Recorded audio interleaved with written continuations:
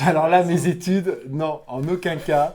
Moi, j'ai fait des études de droit et j'ai été embauché en milieu bancaire. J'ai travaillé en relation clientèle. Et l'année où j'ai intégré le refuge comme bénévole, j'étais juriste dans une banque. J'ai franchi la porte de la SPA parce que mon chien que j'ai adopté en 2002, quand j'avais 27 ans, venait de décéder.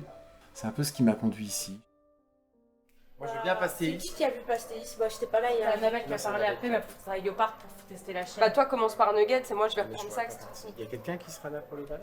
On a plusieurs chenilles, donc on se répartit les chenilles. Et il y en a une ou un d'entre nous qui s'occupe des chiens qu'on appelle les chiens propres. C'est-à-dire les chiens qui ne font pas leurs besoins dans leur cage et qu'on est obligé de mettre en enclos pour qu'ils fassent leurs besoins le matin.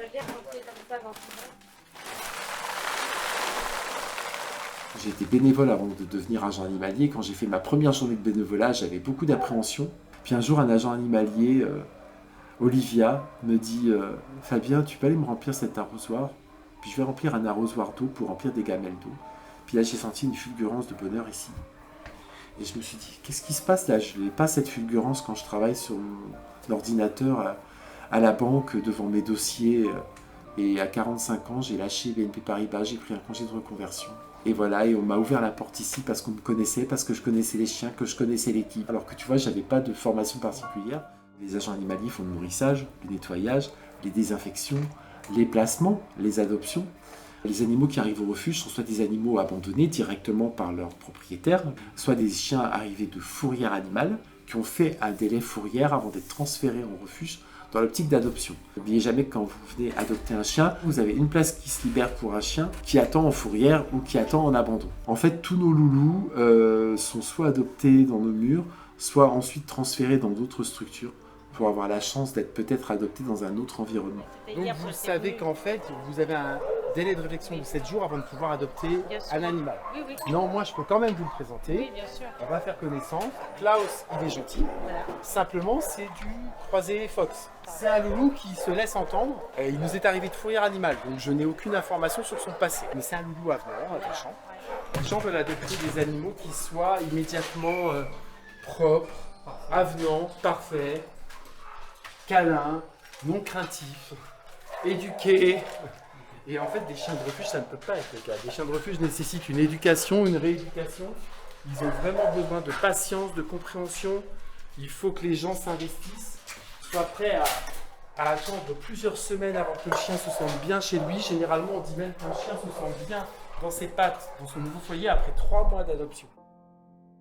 Les gens veulent tous du malinois, ils veulent du staff, ils veulent du croisé dog. Ils sont, tu sais, tu as eu la mode des Jack Russell après The Mask, tu as eu la mode des Saint-Bernard après Beethoven, tu as la mode des bergers australiens parce qu'ils ont un pelage magnifique et ils sont pas capables derrière d'assouvir leurs besoins. Il faut vraiment prendre conscience des spécificités de la race, ces besoins de dépenses qui ne sont pas les mêmes que les besoins de dépenses d'une autre race. Donc vraiment, il faut bien se renseigner. Et on est là pour ça. C'est une dame qui a pris un chiot en famille relais parce qu'il était non sevré et certainement il nous a été abandonné tout bébé. Je l'ai eu à 10 jours. Voilà, 10 jours. Famille relais, c'est les gens qui vont accueillir des chiots ou des chatons chez eux le temps du sevrage pour les nourrir, pour en prendre soin, pour qu'ils grandissent dans un foyer avant d'être proposés à l'adoption à l'âge de 2 ou 3 mois. La SPA recueille énormément d'abandons en été. La grande période des vacances estivales où tu abandonnes ton chien avant de partir en vacances. Mais étonnamment, cette année, on n'a jamais vu autant de chiens au refuge au mois de février. Du fait de l'inflation, les gens n'ont plus les moyens, l'abandon devient la solution facile. Et ce qui est terrifiant, c'est que nous, au refuge, tu vois, on reçoit une quinzaine de demandes d'abandon par mail par jour. De janvier à fin novembre 2022, on a fait placer 2800 animaux. 1800 chats, environ 750 chiens. Il y a eu également des adoptions de NAC, de nouveaux animaux de compagnie, donc les lapins, les cochons d'Inde, les gerbils, les furets, voilà. On est le refuge en France, je pense, avec le plus grand nombre d'adoptions, mais parce qu'on a aussi beaucoup de visiteurs. On est le refuge le plus proche de Paris. Et voilà. Je vous laisse aller. Vous nous enverrez des photos par mail? Oui, bien sûr. Merci d'être Merci venu. à vous.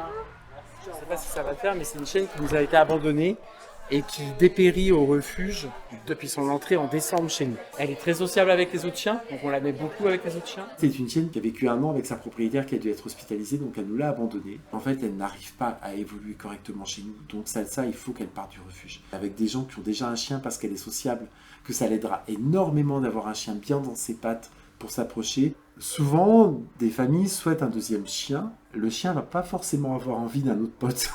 Donc on tâche déjà de les guider vers des chiens qu'on sait sociables. Et on va faire des tests d'entente. Donc on leur demande de venir ici au refuge. Ça peut passer, ne pas passer. Donc tu vois qu'avec Pastéis, ce matin, la première chienne, on sentait bien que c'était déjà tendu. Et donc on n'a pas tenté plus loin. C'est stressant aussi pour un chien qui arrive de l'extérieur d'entendre ses bruits, ses hurlements, ses aboiements, le passage du public. Il faut gérer tout ça. Quand on voit que c'est un peu trop sensible d'ailleurs en enclos, on n'est pas obligé de commencer par l'enclos. C'est ce qu'on a fait avec Salsa. C'est-à-dire qu'on est parti déjà leur proposer une balade au parc. J'en avais les larmes aux yeux, tu as dû voir, mais quand d'un coup j'ai songé à Salsa, je me suis dit mais c'est peut-être sa chance. Et que j'ai vu ces gens qui étaient prêts effectivement à tenter leur chance avec elle. Et je crois que ça fait déjà plus de 6 mois qu'elle est chez nous. J'ai beaucoup de visiteurs, quand ils viennent, je les prépare, mais beaucoup pleurent. Parce qu'un refuge, émotionnellement, c'est dur à vivre. Mais quand tu sais pourquoi tu y viens, tu es capable de beaucoup. Tu viens? Allez, viens, Papel. Viens.